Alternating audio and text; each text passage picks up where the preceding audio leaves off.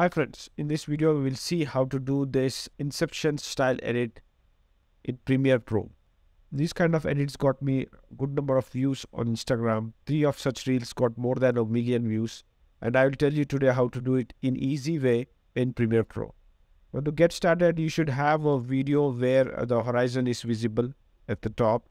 I'll create another sequence.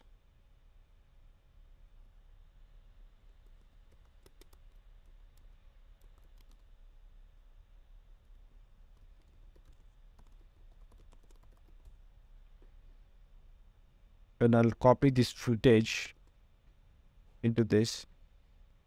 You can increase or decrease the length by changing the scale. Make sure it covers almost half of the video here. Right now is set to 49 and that's good enough for me.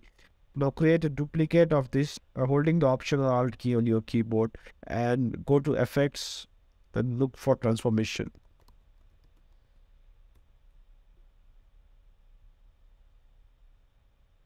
Under Distort, you see the transformation. Copy this to the above layer.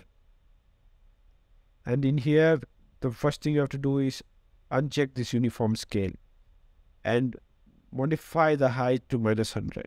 So it becomes reverse. Now move the above layer to make sure this matches exactly at the horizon. If there is too much sky in the below layer, you can use the crop tool from Effect. Put it on the bottom layer.